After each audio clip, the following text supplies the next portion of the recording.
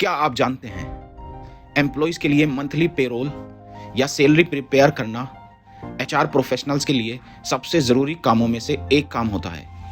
जी हाँ दोस्तों, आज इस सैम्पल ट्रेनिंग वीडियो में हम आपको सिखाएंगे कि एम्प्लॉयज़ की सैलरी कैसे कैलकुलेट की जाती है और सैलरी बनाते समय कौन कौन से राष्ट्रीय नियमों और कानूनों स्टैट्यूटरी कंप्लायंस का पालन करना ज़रूरी होता है।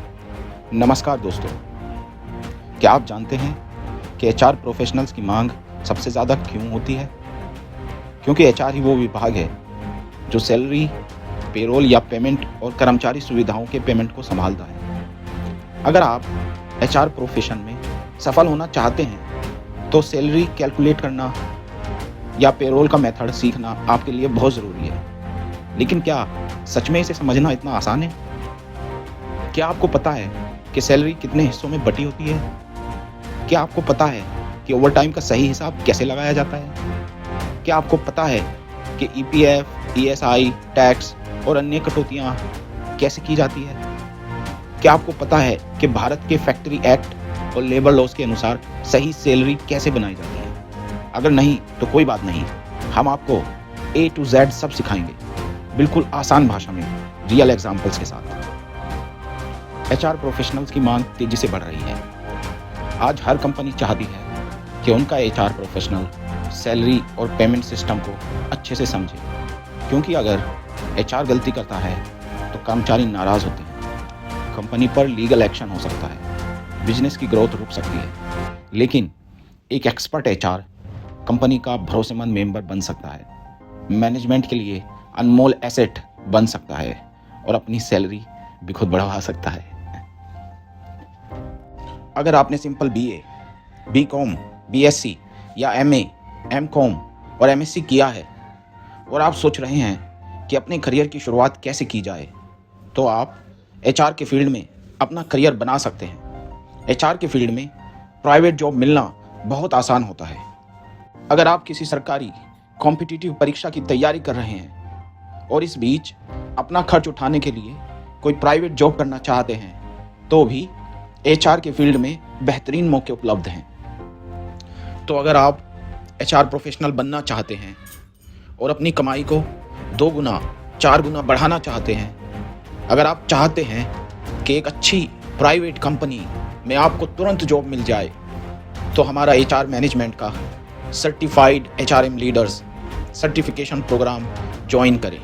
एचआरएम लीडर्स लेकर आए हैं एचआर मैनेजमेंट का इंटरनेशनल सर्टिफिकेशन प्रोग्राम, इतिहास में पहली बार हिंदी भाषा में भी उपलब्ध। जी हाँ, एचआरएम लीडर्स लेकर आए हैं एचआर मैनेजमेंट का इंटरनेशनल सर्टिफिकेशन प्रोग्राम, इतिहास में पहली बार हिंदी भाषा में भी उपलब्ध। इस कोर्स में हम आपको न केवल सैलरी प्रिपेयर करना सिखाते हैं, बल्कि एचआर मैनेजमेंट के सभी कामों को स्टेप बाय स्टेप और प्रैक्टिकल एग्जाम्पल्स के साथ सिखाते हैं। सीटें लिमिटेड हैं, अभी रजिस्टर करें और अपने करियर को नई ऊंचाई दें। कोर्स की पूरी जानकारी पाने के लिए हमें अभी संपर्क करें। तो फिर देर किस बात की, एचआरएम लीडर्स का certified HRM leader certification course पूरा कीजिए और एक अच्छी सैलरी पाने वाले एचआर प्रोफेशनल बन जाइए।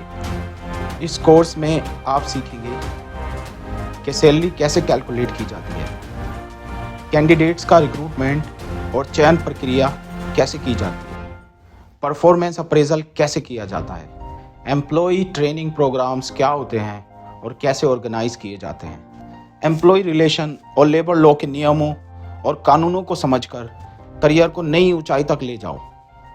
चलिए दोस्तों, अब इस सैम्पल वीडियो में हम शुरू करेंगे सैलरी बनाने की A to Z प्रोसेस, वो भी आसान भाषा में। स्टेप 1, कर्मचारी का डेटा इकट्ठा करना। सबसे पहले हमें हर कर्मचारी का बेसिक डेटा चाहिए, जैसे कर्मचारी का नाम, job title, designation, joining date, salary structure जैसे कि बेसिक, हाउस रेंट अलाउंस और दूसरे जितने भी अलाउंसेस हैं, बैंक अकाउंट्स डिटेल्स जो कि सैलरी ट्रांसफ़र के लिए इस्तेमाल होती है, टैक्स का परसेंटेज सैलरी ब्रैकेट के हिसाब से तय होगा कि कितना टैक्स उस एम्प्लॉय को पे करना होगा, और पीएफ डिटेल, जो कि पीएफ अकाउंट नंबर एम्प्लॉयज़ का होता है और एम्प्लॉयर का होता है। स्टेप 2, सैलरी स्ट्रक्चर बनाना। अब हमें समझना है कि सैलरी में कौन कौन से हिस्से होते हैं। इसे एक थाली की तरह समझिए जिसमें अलग अलग आइटम होते हैं। उदाहरण के लिए मान लीजिए एक कर्मचारी की CTC यानी कॉस्ट टू कंपनी 60,000 रुपीज़ है, तो उसका ब्रेकडाउन कुछ इस तरह हो सकता है। बेसिक सैलरी यानी मूल वेतन में भी 25,000, हाउस रेंट अलाउंस HRA में भी 15,000, transport allowance 10,000, phone allowance 1,000 and food allowance 2,500. The total gross salary is 53,500. तो मैं आपसे एक सवाल पूछूंगा, क्या CTC यानी कॉस्ट टू कंपनी और नेट सैलरी एक ही चीज़ होती है? तो इसका जवाब होगा नहीं, क्योंकि CTC का मतलब होता है कि आप ग्रोस सैलरी प्लस जितना भी कंपनी पीएफ में योगदान करती है, प्लस जितने भी दूसरे बेनिफिट होते हैं, जैसे मेडिकल का बेनिफिट कोई कंपनी दे सकती है, या फिर चिल्ड्रन के स्कूल की फ़ीस कोई कंपनी दे सकती है, या फिर किसी को इंश्योरेंस मिल सकता है, या कोई बोनस मिल सकता है, वो सब मिलाकर बनता है CTC, यानी कि पूरी cost of one employ to that company. उस कंपनी पे जो एक कंपनी जो एम्प्लॉयज़ पे पूरा खर्च करती है उसको CTC कहते हैं। स्टेप 3, वर्किंग डेज और अनुपस्थिति का हिसाब रखना। कर्मचारी को उतने ही दिन की सैलरी मिलेगी जितने दिन उसने काम किया है। इसके अतिरिक्त फैक्ट्री एक्ट ऑफ इंडिया के सेक्शन 52 के अनुसार हर कर्मचारी को हफ्ते में एक दिन पेड छुट्टी देना अनिवार्य है।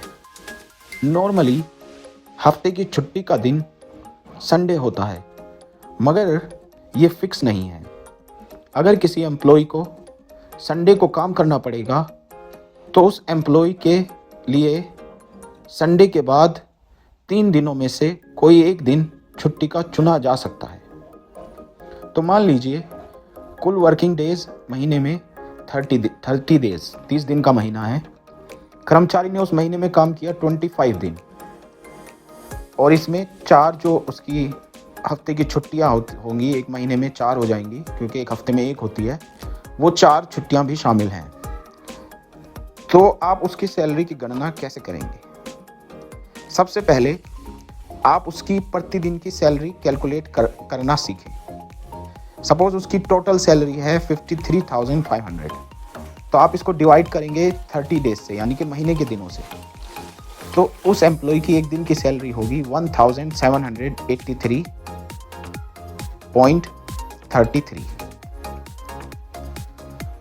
टोटल 25 डेज की सैलरी निकालने के लिए 1 डे की सैलरी को 25 से मल्टीप्लाई कर देंगे। तो अगर आप इस अमाउंट 1,783 रुपीज़ 33 पैसा को 25 से गुना करेंगे तो टोटल सैलरी निकल कर आएगी 44,583 रुपीज़ एंड 33 पैसास। अब मैं आपसे ये सवाल पूछूंगा, अगर किसी ने 22 दिन काम किया हो और उसके चारों वीकली डे ऑफ भी उसमें शामिल हो, तो उसकी सैलरी कितनी होगी? स्टेप 4, ओवर टाइम का कैलकुलेशन। अगर कोई कर्मचारी 8 घंटे से ज़्यादा काम करता है तो उसे ओवर टाइम पेमेंट मिलेगा।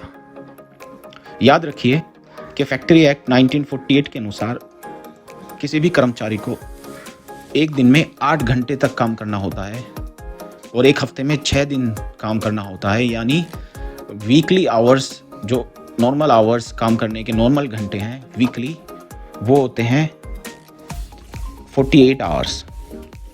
अगर एक वीक में कोई कर्मचारी इन 48 आवर्स से ज़्यादा काम करता है या एक दिन में 8 घंटे से ज़्यादा काम करता है तो उसके लिए कंपनी को ओवर टाइम पेमेंट करना होगा। ओवर टाइम कैलकुलेट करने के लिए ओवर टाइम का पेमेंट कैसे कैलकुलेट किया जाए, इसका एक फॉर्मूला फैक्ट्री एक्ट 1948 के अनुसार दिया गया है। वो इस तरह से है, ओवर टाइम हमेशा, याद रखिए, ओवर टाइम हमेशा बेसिक सैलरी के हिसाब से कैलकुलेट होता है। तो आप बेसिक सैलरी को डिवाइड करेंगे मंथ के डे से, अगर 30 महीने का दिन है तो 30 से, और फिर उसको डिवाइड करेंगे डेली के आवर्स से, यानी कि 8 आवर्स से, और फिर उसके 2 गुना आपको पे करना होगा। तो 1 घंटे का पेमेंट निकालने के लिए basic salary divided by 30 divided by 8 and then multiply by 2, this will be, ये होगा आपका 1 घंटे का पेमेंट। फिर जितने भी घंटे किसी बंदे ने उस महीने में टोटल जितने भी ओवर टाइम घंटे काम किया है, आप उससे उसको मल्टीप्लाई कर देंगे। फॉर एग्जांपल, अगर किसी की बेसिक सैलरी 25,000 है और उसने उस महीने में 10 घंटे ओवर टाइम काम किया है, तो उसका ओवर टाइम पेमेंट होगा 25,000 divided by 30 divided by 8 multiply by 2, 2 गुना बनाने के लिए, then multiply it with the hours, total hours, in this case 10 hours. तो उसका इस महीने का ओवर टाइम पेमेंट होगा 2083 रुपीज़ 33 पैसा। अब मैं आपसे एक सवाल पूछता हूँ, फैक्ट्री एक्ट के अनुसार ओवर टाइम का पेमेंट ना देने पर कंपनी को क्या सज़ा हो सकती है? तो इसका जवाब ये है, याद रखिए, अगर कोई कंपनी ओवर टाइम का पेमेंट सही कैलकुलेट करके नहीं देती है या नहीं देती है, नहीं अदा करती है, एम्प्लॉय से एक्स्ट्रा आवर्स काम तो करा लेती है मगर उसको एक्स्ट्रा पेमेंट नहीं देती है, तो उस कंपनी पर 10,000 तक का जुर्माना लग सकता है, या फिर उसके ओनर्स या उसके मैनेजर्स को 3 महीने की जेल हो सकती है। स्टेप 5, EPF, ESI और टैक्स की कटौती करना। अब हम स्टैट्यूटरी कंप्लायंस यानी कानूनी नियमों के आधार पर सैलरी की कटौती यानी डिडक्शन करना सीखेंगे। क्या आपको पता है EPF या एम्प्लॉय प्रोविडेंट फंड क्या होता है?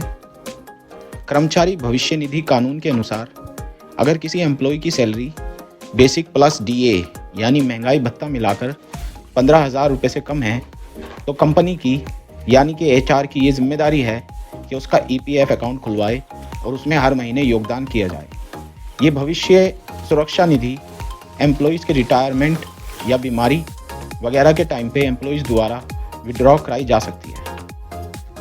EPF में कर्मचारी का योगदान होता है 12% और ये योगदान कैलकुलेट करने के लिए बेसिक सैलरी का ध्यान रखा जाता है, यानी ये योगदान 12% बेसिक सैलरी के हिसाब से डिडक्ट किया जाता है और EPF अकाउंट में जमा कराया जाता है। वहीं कंपनी द्वारा भी 12% ऑफ द बेसिक सैलरी उस एम्प्लॉय की बेसिक सैलरी के हिसाब से 12% का योगदान एम्प्लॉयर के द्वारा किया जाता है, जो कि एम्प्लॉय के प्रोविडेंट फंड में जमा कराए जाते हैं। इसमें याद रखने वाली बात यह है कि एक बार EPF में रजिस्ट्रेशन होने के बाद अगर किसी एम्प्लॉय की सैलरी 15,000 से ज़्यादा हो जाती है, तब भी ये डिडक्शन या योगदान जारी रखना ज़रूरी होता है। अगर किसी एम्प्लॉय की सैलरी शुरू से ही 15,000 से ज़्यादा हो, तो एम्प्लॉयर या HR के लिए ज़रूरी नहीं है कि उसका रजिस्ट्रेशन EPF में कराया जाए। हालांकि अच्छी कंपनीज अपने सभी कर्मचारियों का EPF में रजिस्ट्रेशन कराती है, क्योंकि इससे कर्मचारी भविष्य में कुछ सिक्योरिटी का अनुभव करते हैं और ये एक अच्छी रिटेंशन योजना का काम कर सकती है और एम्प्लॉय सेटिस्फैक्शन में योगदान कर सकती है। तो सपोज़ अगर किसी एम्प्लॉय की बेसिक सैलरी 25,000 है, तो 12% के हिसाब से उसका EPF का हिस्सा, कर्मचारी का हिस्सा 3,000 रुपीज़ होगा, जो कि प्रोविडेंट फंड में हर महीने जमा कराना होगा, और 3,000 रुपीज़ अलग से एम्प्लॉयर यानी कंपनी की तरफ से एम्प्लॉय के प्रोविडेंट फंड में जमा कराए जाएंगे। अच्छा, अब ये बताएं कि ESI या एम्प्लॉयज़ स्टेट इंश्योरेंस का नियम क्या है? EPF के अतिरिक्त एम्प्लॉयज़ स्टेट इंश्योरेंस के नियम भी लागू होते हैं। इस नियम के तहत जो एम्प्लॉयज़ 21,000 से कम मासिक सैलरी पर काम करते हैं, उनके लिए मैंडेटरी स्टेट इंश्योरेंस का नियम लागू होता है। ये भी एक तरह की सुरक्षा निधि है, जिसके तहत कर्मचारियों को गवर्नमेंट की तरफ से एक्सीडेंट इत्यादि के लिए इंश्योरेंस का कवरेज मिलता है और इस इंश्योरेंस की प्रीमियम जो जाता है वो कर्मचारी की का योगदान होता है बेसिक सैलरी का 0.75% और कंपनी का योगदान होता है 3.25%। इसके अलावा दूसरी टैक्स की कटौती होती है, इनकम टैक्स और टीडीएस। अगर सालाना इनकम 7 लाख से ऊपर है तो टैक्स लगेगा। जैसे कि अभी नया रूल है कि सालाना इनकम अगर 12 लाख से ऊपर है तो टैक्स लगेगा। तो अगर आपकी इनकम 12 लाख से कम है तो कोई टैक्स नहीं लगेगा। अच्छा जी, तो ये नए टैक्स रूल के बारे में बहुत कन्फ्यूज़न है, तो मैं आपको बता दूं कि वित्त वर्ष 2025 से 2026 के का जो केंद्रीय बजट आया है नया, उसके अनुसार नई कर व्यवस्था के तहत 12 लाख रुपए तक की वार्षिक आय पर कोई आयकर नहीं लगेगा। वेतन भोगी कर्मचारियों के लिए 75,000 रुपये की एक स्टैंडर्ड डिडक्शन होता है। तो ये सीमा 12 लाख की सीमा बढ़कर 12,75,000 रुपये हो जाती है। इसका अर्थ ये है कि अगर आप नए टैक्स रिजीम के अनुसार टैक्स पे करते हैं तो आपको कुल वार्षिक आय 12,75,000 तक कोई भी टैक्स नहीं देना होगा। मैं आपको एक उदाहरण से समझाता हूँ। यदि आपकी वार्षिक आय 12 लाख रुपए है तो कर की गणना इस प्रकार होगी। कुल आय 12 लाख रुपए पर ईयर, इसमें से मानक कटौती जिसको स्टैंडर्ड डिडक्शन कहते हैं वो होगा 75,000। ये एक मुश्त छूट जो गवर्नमेंट की तरफ से एक स्टैंडर्ड डिडक्शन दिया गया है। पहले टैक्स रिजीम में बहुत सारे अलग अलग डिडक्शन होते थे, जैसे आप चिल्ड्रन की फ़ीस का डिडक्शन ले सकते थे, आपने कुछ जो सेविंग बैंक अकाउंट्स में जमा कराया है या कुछ जैसे इंश्योरेंस वगैरह, लाइफ इंश्योरेंस ख़रीदा है, मेडिकल एक्सपेंसेस हैं आपके, वो सब इसमें से कटौती हो जाती थी। टैक्स टोटल पेएबल इनकम में से आपका वो कटौती करके और तब टैक्स निर्धारित होता था। मगर अब गवर्नमेंट ने वो सारे डिडक्शन तो बंद कर दिए हैं, उसके लिए आपको कोई कटौती नहीं मिलेगी। एक स्टैंडर्ड डिडक्शन शुरू किया है जो है 75,000 रुपीज़ का। तो आपको एक मुश्त 75,000 का स्टैंडर्ड डिडक्शन मिल जाएगा। अगर आपकी टोटल एनुअल इनकम 12 लाख है तो आपकी टोटल एनुअल इनकम 11,25,000 कंसीडर की जाएगी और इसी तरह से जो भी है उसमें से 75,000 स्टैंडर्ड डिडक्शन घटने के बाद आपकी इनकम टैक्सेबल इनकम कैलकुलेट की जाएगी। मगर ऐसा भी नहीं है कि इसके लिए कोई टैक्स की गणना नहीं की जाएगी। इसके लिए भी आपको टैक्स की गणना करनी होगी, टैक्स निर्धारित करके टैक्स की अमाउंट निर्धारित करनी होगी और उसके बाद वो रिबेट एक तरह से अप्लाई करना होगा गवर्नमेंट से और गवर्नमेंट फिर वो रिबेट आपको वापस दे देगी। तो सपोज़ 12 लाख किसी की इनकम है तो एक टैक्सेबल इनकम हुई 75,000 घट के 11,25,000। अब इस 11,25,000 पर टैक्स कैसे निर्धारित होगा ये मैं आपको समझाता हूँ। तो सबसे पहले 0 से 4 लाख तक कोई कर नहीं है, किसी भी दर से टैक्स नहीं देना होता। तो 0 से 4 लाख तक की अमाउंट पे हम कोई कर निर्धारित नहीं करेंगे, 0 रुपीज़ रहेगा। उसके बाद 4 लाख से 8 लाख तक जो इनकम होगी यानी कि 4 लाख रुपए पे 5% से 4 लाख टू 8 लाख मतलब 4 लाख रुपीज़ पे हम 5% की दर से टैक्स कैलकुलेट करेंगे। तो 11,25,000 का 5% वुड बी 4 लाख का 5% वुड बी 20,000, ठीक है। उसके बाद 8 लाख से 11,25,000 तक की इनकम तक का टैक्स जो कैलकुलेट होगा वो होगा 10% की दर से। तो जो बाकी बची अमाउंट 3,25,000 इस पे होगा 10% से calculate which is equal to 32,500। इस तरीके से टोटल जो टैक्स 11,25,000 पे कैलकुलेट किया जाएगा। याद रखिए ये पे नहीं करना है, ये कैलकुलेट किया जाएगा 52,500 और उसके बाद फिर 4% स्वास्थ्य और शिक्षा उपकर जो होता है, एजुकेशन एंड हेल्थ सेस जो होता है वो लगेगा। तो 52,500 जो हमारे टैक्स कैलकुलेशन बना है, पे नहीं करना है, कैलकुलेट करना है, कैलकुलेशन बना है, उसका 4% एजुकेशन और हेल्थ सेस जो लगेगा वो 2,100 होगा, 2,100 रुपये होगा। तो इस तरह से कुल जो कैलकुलेटेड टैक्स होगा वो 11,25,000 रुपये पे होगा। 52,500 प्लस 2,100 इक्वल टू 54,600। तो 54,600 रुपीज़ का टैक्स 12 लाख वाली इनकम वाले किसी बंदे ईयर इनकम वाले किसी बंदे पर कैलकुलेट होगा। हालांकि ये टैक्स उसको पे नहीं करना है, इतने रुपए की रिबेट या छूट वो गवर्नमेंट से अप्लाई करेगा और गवर्नमेंट ये उसको रिबेट दे देगी as per new regime, tax regime. तो इस तरह से 12 लाख तक की इनकम या 12,75,000 तक की इनकम पर कोई भी टैक्स एम्प्लॉय को नहीं पे करना पड़ेगा। अच्छा जी, अब एचआर को ये भी पता होना चाहिए कि एम्प्लॉयज़ को रिबेट कैसे मिलेगी। तो एम्प्लॉयज़ को वैसे तो रिबेट खुद अप्लाई करनी होती है अपनी, मगर कभी कभी कोई एम्प्लॉय ये चाहता है कि एचआर ये काम कर दे, और वैसे भी ये बहुत अच्छा होता है कि आप किसी भी एम्प्लॉय की मदद करेंगे ये सब रिबेट अप्लाई करने में। तो नई कर प्रणाली का चयन करना ज़रूरी है, उसमें ये ध्यान रखना ज़रूरी है। आपको ये बताना होगा कि आप नए टैक्स रिजीम के तहत अपना टैक्स कैलकुलेट कराना चाह रहे हैं, पे करना चाह रहे हैं, या आप पुराने ही रिजीम के तहत करना चाह रहे हैं। पुराने रिजीम में 7 लाख के बाद से टैक्स कैलकुलेशन शुरू होता है, और उसमें बस फ़ायदा ये होता है कि आप जो भी बचत खाते में जो आप बचत करते हैं, जैसे इंश्योरेंस वगैरह होता है और लाइफ इंश्योरेंस होता है, और आप कोई पॉलिसी खरीदते हैं, वो सब चीज़ें उससे डिडक्ट हो जाती थी पुराने कर टैक्स रिजीम में। और अब नए टैक्स प्रणाली में, न्यू टैक्स रिजीम में ये सब डिडक्ट नहीं होता है। एक मुश्त आपको 75,000 की छूट मिल जाती है। ये दोनों फ़र्क हैं, कैलकुलेशन में फ़र्क आ जाता है। तो इसलिए आपको पहले ही ये चयन करना है। एम्प्लॉई की अपनी इच्छा है कि वो कौन से टैक्स रिजीम के तहत अपनी सैलरी पर टैक्स पे करना चाहता है।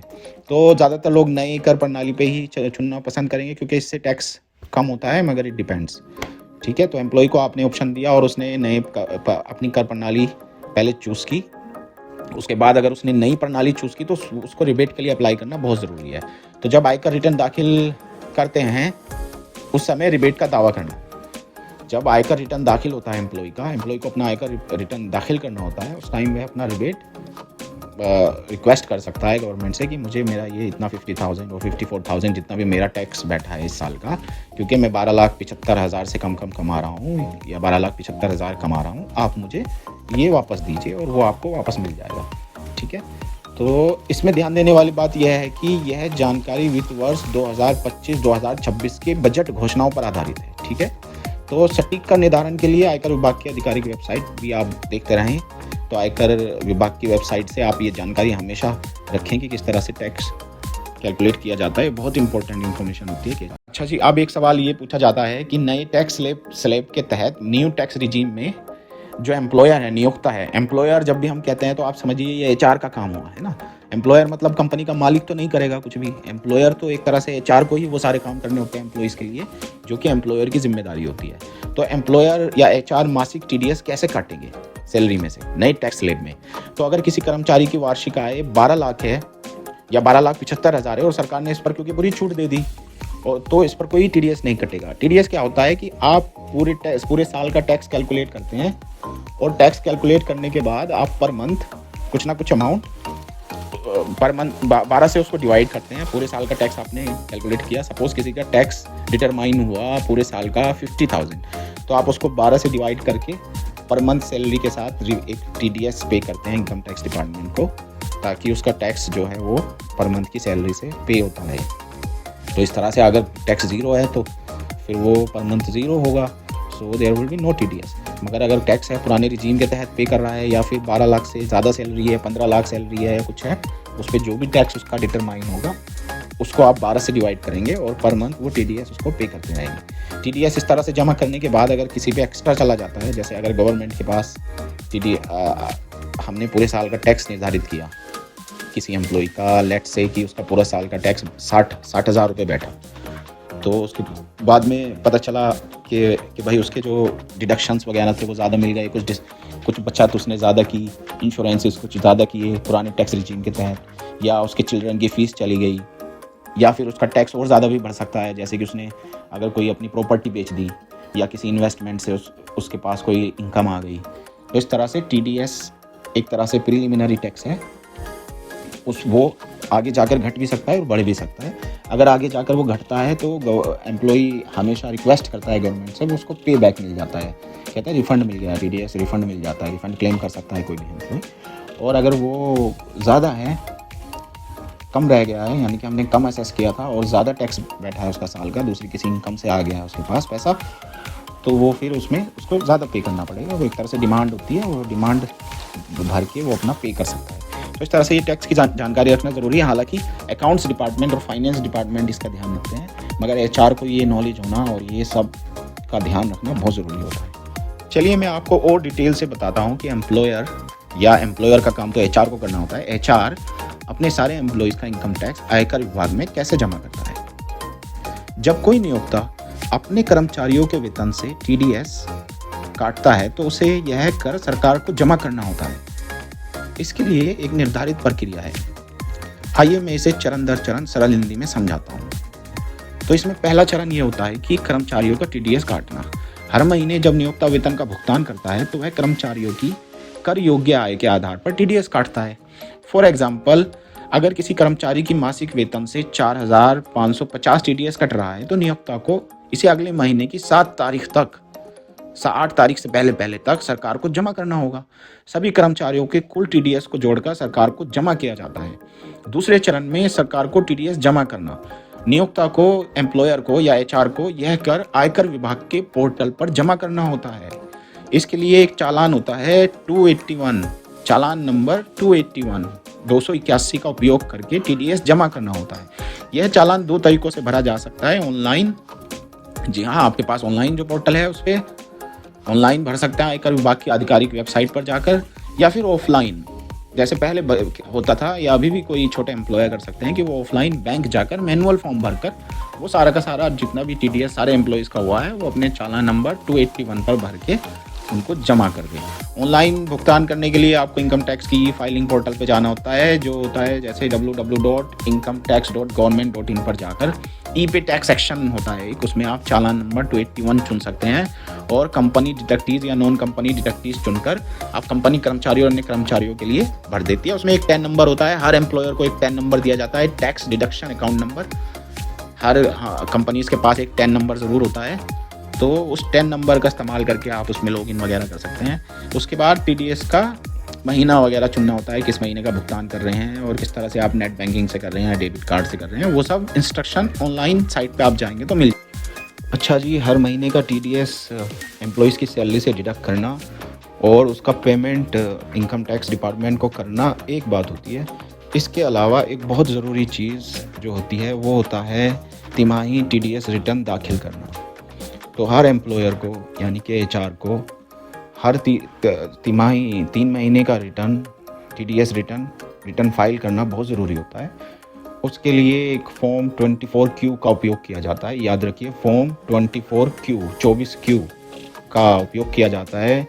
इस फॉर्म पर जितना भी सैलरी से आपने टीडीएस काटा है 3 महीने तक पूरे के पूरे क्वार्टर में, वो सब मेंशन करना होता है। एम्प्लॉयज़ का नाम, एम्प्लॉयज़ नंबर और जो भी आपके पास आइडेंटिफिकेशन होते हैं, आधार नंबर वगैरह जो भी होते हैं वो सब, और उसका income tax return number, pan number employees का जो होता है वो सब लिखने के बाद एक फॉर्म में उसमें जो स्पेस होता है वो सब फिल करके और कितना टीडीएस कटा गया है किस महीने के लिए हर 3 महीने के बाद जमा करना होता है। ट्रेसिस नाम का एक पोर्टल होता है www.tdspc.government.in पर जाकर ये फिल होता है। ये डिटेल आपको वहाँ पे मिल जाएगी, ट्रेसिस लिख के आप सर्च करेंगे तो मिल जाएगा ऑनलाइन। इसमें आपको पूरा टीडीएस स्टेटमेंट अपने कर्मचारियों का अपलोड करना होता है। फॉर्म नंबर 24Q पर ये करना होता है। तो याद रखिए, फॉर्म नंबर 24Q हर तीसरे महीने ये रिटर्न दाखिल करना ज़रूरी होता है। अब देखिए, इसका एक डेडलाइन है। पहला क्वार्टर जो हमारे यहाँ माना जाता है वो अप्रैल टू जून होता है ना, जनवरी से पहला क्वार्टर नहीं होता, क्योंकि फाइनेंशियल ईयर का पहला क्वार्टर होता है अप्रैल टू जून। तो अप्रैल टू जून तक की तिमाही का जो रिटर्न आपको, जिसकी जो ड्यू डेट होती है जमा करने की, वो होती है 31 जुलाई। तो आप पहले कर लें, 15 जुलाई तक कर लें, है ना, 31 जुलाई। दूसरे क्वार्टर जो होता है वो जुलाई टू सितंबर होता है। जुलाई टू सितंबर का रिटर्न आपको 31 अक्टूबर तक भरना ज़रूरी है। और क्वार्टर 3 अक्टूबर टू दिसंबर होता है, क्वार्टर 3 का रिटर्न आपको 31 जनवरी तक भरना ज़रूरी है। और फिर ऐसे ही क्वार्टर 4 जो होता है हमारे फाइनेंशियल ईयर का, वो होता है जनवरी टू मार्च। तो आपको इसका return, January to March quarter का रिटर्न आपको 31 मई से पहले भरना ज़रूरी होता है। 31 मई तक भरना ज़रूरी होता है। तो ये बहुत ज़रूरी है, आपको याद रखना, ठीक है। फॉर्म नंबर 24Q, आपको ये रिटर्न ज़रूर दाखिल करना होता है हर एम्प्लॉयर को। और नहीं दाखिल करने पर, अगर आप टाइम से ये जो जितना भी डिडक्शन हुआ है ये टाइम से ये रिटर्न दाखिल नहीं करते हैं तो इसकी पेनल्टीज़ होती हैं, ठीक है। तो 1%, 1.5% कुछ ना कुछ इसकी पेनल्टी होती है, आप देखिएगा, जिसका जुर्माना एम्प्लॉयर्स पे लग जाता है। तो इसलिए इसका ध्यान रखना बहुत ज़रूरी है। और अब हम आपको बताएंगे स्टेप 6 बताएंगे अपना जो सैलरी प्रिपरेशन की का हमारा चल रहा है। और उसमें जो स्टेप 6 होता है वो होता है नेट सैलरी निकालना। तो जो सैलरी आपको खाते में भेजनी है, बैंक अकाउंट में भेजनी है एम्प्लॉय के, अब वो क्या बचेगी, ये सब कटौती, ये सब डिडक्शन करने के बाद उसको नेट सैलरी बोलते हैं। तो नेट सैलरी क्या होगी? Net salary will be equal to gross salary minus उसमें से आपने जो ईपीएफ का काट लिया वो होगा, उसमें से जो टैक्स की कटौती करी वो होगा, और उसके बाद जो भी कोई एडवांस या लोन किसी ने ले रखा हो वो होगा। जो भी चीज़ें कट जाएगी एम्प्लॉय की, वो सब कटने के बाद जो नेट सैलरी बचेगी उसको नेट सैलरी कहते हैं। और उस सैलरी को टेक होम सैलरी, ठीक है, नेट सैलरी उसको ट्रांसफ़र हो जाती है। इसमें भी कभी कभी कोई लोन एडवांस का डिडक्शन हो जाता है, तो टेक होम सैलरी सारे डिडक्शन होने के बाद जो सैलरी होती है उसको टेक होम सैलरी कहते हैं, ठीक है।